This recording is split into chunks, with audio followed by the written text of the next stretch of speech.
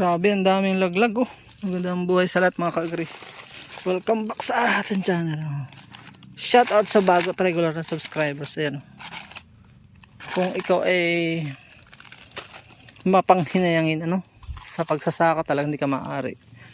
At kung magtatanim ka ng mangustin at ganyan ang ugali mo, yung pang gusto mo walang hassle, hindi pwede po sa iyo daming laglag oh. Yan oh. May mga tara naman oh. Yan. So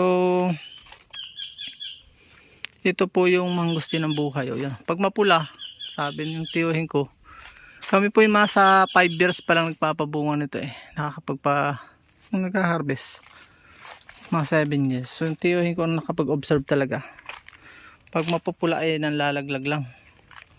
So ito yung binidyo ko dati na parang imposible nang bumunga, nabunga pa, no? Nabunga po pala. Nakakahabol. Pero na-observe ko po, kung hindi ako naglalagay ng abono, hindi na siya naganda, hindi siya nabunga. Yung nilagyan ko, ito yung nilagyan ko. Ito baka naman tutuloy ito. Subukan natin. Observe natin. May personal observation na rin tayong gagawin. Bukod doon sa sabi ng tiyuhin ko. Ayan o. Pulang-pula oh. Pag namumula daw, nalaglag parang dragon fruit din. Yung green lang ang tutuloy.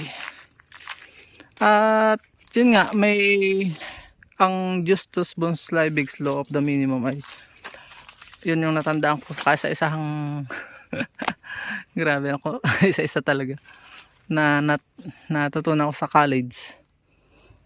Yung law of the minimum ay yung hindi mo kaya lampasan yung minimum na kakayanan mo. Hindi lang sa ecology, maging dito sa mga puno. Yun lang yung kaya ng puno na i-sustain ang nutrient. Kaya sasabihin nilang kasinungalingan po yun, yung mag-spray. Hindi po yun totoo. Sadyang ang lalaglag ay lalaglag. Huwag mo nang pigilan sapagkat inilalaglag pa nga yan sa mga mangga para mas yung sa mga mangga nakikita nyo. Binabawasan po talaga para lumaki. Pag sa dragon fruit, ganun din oh. Hindi rin totoo yung nasa ilalim ng mga sanga ay tatanggalin mo. Sayang po, nabunga yan. Yan o. Kaya nakita sa ilalim yan o. Kasi nungalingan po yan. Huwag nyo tatanggalin yan. Sayang. May natural po tayong pagtatanggal sila. Yung nabubulok ba. Pero kung gusto nyo malalaki talaga, bawasan nyo. Pero nanghihinayang ako kaya naman pasukin ng tao. Hanggat kaya pasukin ng tao, hinahayaan ko lang po yan. Magtataka kayo bakit may balot ang basahan. Protection po sa tupa. Kinikis-kis nila iyan. Kita may mga balahibo.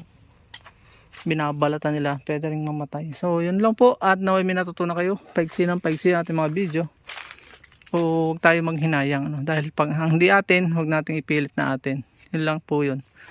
Huwag nyo na ipilit dahil sa pamamagitan ng pag-spray ng lason na kung isang kasinungalingan ng paggamit ng lason.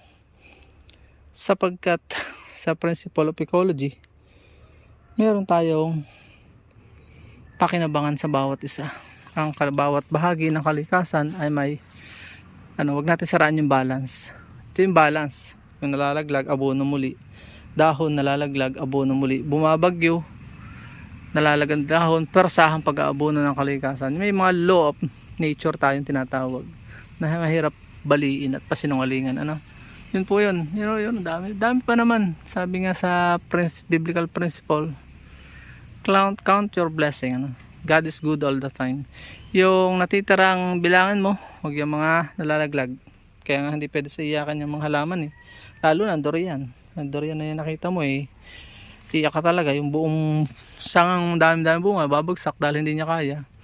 Yun kasama pa rin yung law of the minimum na binuo yung principle na nabuo ni Justus Von Liebig's. Yun lang po, at naway minat po na kayo, hindi natin napapabaan, baka tayo mapasobra na. Bye bye and God bless. Ayun, dyan po nagtatapos ang ating munting vlog. Maraming salamat po sa inyong pagsubaybay at panonood sa ating pong channel. Kung bago pa lamang po kayo napadpad sa channel na ito at mahilig kayo sa ganitong klase mga upload, huwag nyo na po kalimutang mag-subscribe at i-hit ang notification bell para updated po kayo sa upcoming nating videos. Sana po magkita-kits po tayo sa susunod natin mga vlogs. Maraming salamat po. May God bless you all. Mabuhay. God bless the Philippines. Bye-bye muna po.